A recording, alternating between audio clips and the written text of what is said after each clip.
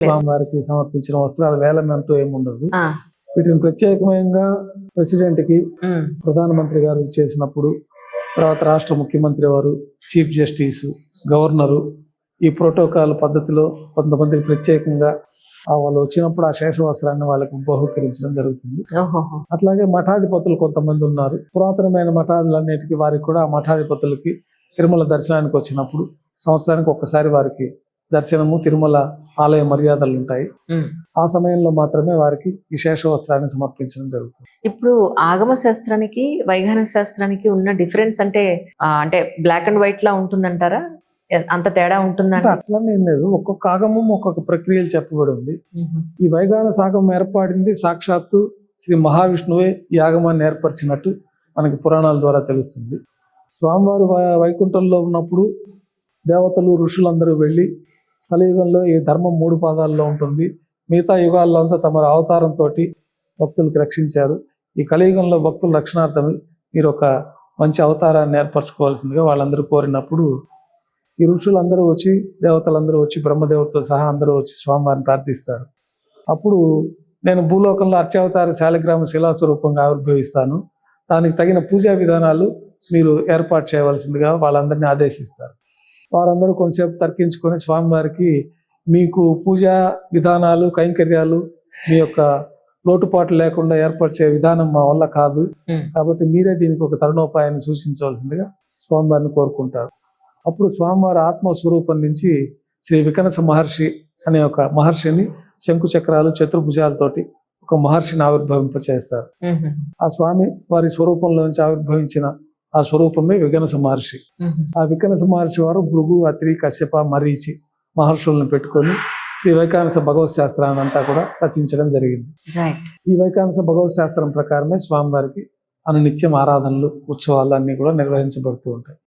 ఈ వైకానస భగవత్ శాస్త్రంలో విమానార్చన కల్పము, నిత్య కైంకర్యాలకు సంబంధించిన అనేక విశేషాలన్నీ కూడా శాస్త్రయుక్తంగా తెలియపరిచి ఉన్నది. అంతేకాకుండా వైకాంసుడిగా ఉండేవాడికి అష్టాదశ సంస్కారాలను కూడా చెప్పబడి ఉన్నది. గర్భంలో ఉన్నప్పటి నుంచి వారందరికీ ఎట్లా ఈ యొక్క దైవత్వానికి శుచి శుభ్రంగా వారందరూ కూడా ఈ యొక్క దైవత్వ స్వరూపాన్ని ఆరాధించే సమర్థత వాళ్ళకి లభించే విధంగా ప్రత్యేకమైన విధానాలన్నీ కూడా ఈ అష్టాదశ సంస్కారాల్లో చెప్పబడింది. అవన్నీ కూడా వైకానస కుటుంబీకులు వివాహం దగ్గర నుంచి, పుట్టిన దగ్గర నుంచి అన్నప్రాసన, నామకరణ, ఈ జుట్టు తీయడము, కారణంగా చెవులు కుట్టడము, యజ్ఞోపవితం 7వ సంవత్సరంలో ఉపనయనం చేయడం, ఈ సంస్కారాలు ఇవన్నీ కూడా అట్లా చెప్పబడిన విధంగా ఆచరిస్తూ అవన్నీ నేర్చుకున్న తర్వాతే స్వామివారి కైంకర్యాలకు అర్హులుగా ఉంటారు. విమాన వెంకటేశ్వర స్వామి అని చెప్పని బయట దర్శనం అయిపోయిన తర్వాత బయటకు వస్తామండి. అందరూ దండం పెట్టుకుంటున్నారు తప్ప విమాన వెంకటేశ్వర స్వామి గురించి ఏమీ తెలియదు. మా వారి గురించి ఏమైనా చెప్పగలుగుతారా? ఆనంద నిలయ విమానంలో సాక్షాత్తు విమాన వెంకటేశ్వర స్వామి అని చెప్పి ఆ విమానం పైన స్వామివారి స్వరూపం ఉంటుంది. గతంలో మనం ఆలయ శిఖర దర్శనం చేసుకుంటే కూడా మనం ఆలయంలోకి వెళ్ళలేని పరిస్థితులు ఉన్నప్పుడు శిఖర దర్శనం చేసుకుని వెళ్ళిపోతూ ఉంటారు, ఒకవేళ ఆలయం మూసివేసి ఉన్న ఒక ప్రత్యేకమైన పరిస్థితుల్లో ఉంటారు. అట్లాగే ఈ విమానంలో మనకి తిరుమల ఆనంద నిలయం పైన విమాన వెంకటేశ్వర స్వామిని ప్రత్యేకంగా స్వామివారి యొక్క స్వరూపం ఉంది.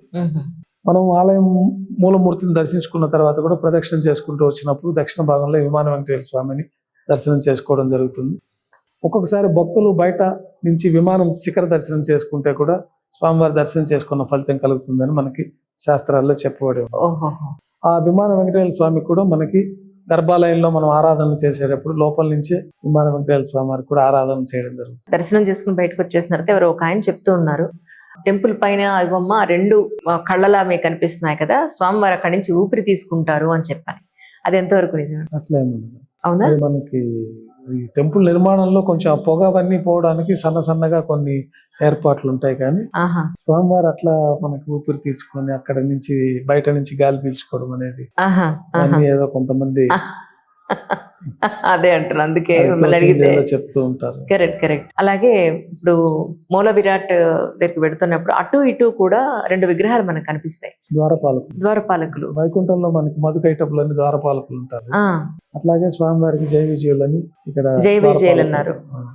వాళ్ళ గురించి ఏమన్నా మాకు చెప్పగలుగుతారా? జై విజయులు స్వామివారికి వైకుంఠంలో ఎప్పుడు ద్వారపాలకులు ఉంటారు. 2 వైపులా స్వామివారికి అటువైపున ఇటువైపున గద పెట్టుకుని స్వామివారికి అన్నిత్యం కాపలా కాసుకుంటూ ద్వారపాలకులు ఉంటారు. వారు ఒకసారి కొట్లాడుకొని ఈ యొక్క స్వామివారి ఆగ్రహానికి పాత్రులై ఒక శాపం వస్తుంది. మీరు నాతోటి యుద్ధం చేస్తూ 4 తరాల్లో యుద్ధం చేస్తూ ఉంటారా, లేకపోతే యావజ్జీవంగా నాకు శత్రువుగా మిగిలిపోతారా అని, శత్రువుగా ఉండి నాకు తిరిగి ఆ చెంతకు చేరుకుంటారా అని ఈ విధంగా శాపం ఇవ్వడం జరుగుతుంది. వారు ఈ రాక్షసులుగా జన్మించి రావణాసురుడిగా, తర్వాత ఈ 4 యుగాల్లో స్వామివారికి వ్యతిరేకంగా, స్వామివారికి శత్రువుగా ఉండి స్వామివారి అనుగ్రహాన్ని పొంది తిరిగి ద్వారపాలకులుగా వచ్చి ఉంటారు. ఎల్లవేళలి ద్వారపాలకులు అనే వాళ్ళు స్వామివారిని అంటి పెట్టుకుని ఉంటారు. ఓహో, అలాగే ప్రతిరోజు దర్శనం చేసుకునే వాళ్ళందరికీ కూడా అది 2 రకాల ప్రసాదాలు పెడుతున్నారు. ఒకటి స్వీట్, ఒకటిను దద్దోజనం కదా దాన్ని ఏమంటారు, పెరుగన్నంతో పాటు ఇంకోటి కూడా ఉంది కదా సార్, బియ్య పరమాన్నం కాకుండా పొంగల్ ఒకటి. పొంగల్ అంటే అది ప్రతిరోజు ఈ 3 ఉంటాయా సార్? యాక్చువల్గా ప్రతిరోజు స్వామివారికి ఉదయము రాత్రి అన్న ప్రసాదాలు, శుద్ధాన్నము ముందుగా ప్రధానంగా స్వామివారికి, తర్వాత మాత్ర అనే మాతృ ప్రసాదాన్ని, పెరుగన్నాన్ని, తర్వాత స్వామివారికి దద్దోజనం అంటే తిరగమాత్ర వేసిన ప్రసాదం, ఆవాలు అన్ని కలిపి. ఉత్తర మాత్ర అంటే ఉత్త పెరుగన్నం మాత్రం ఉంటుంది.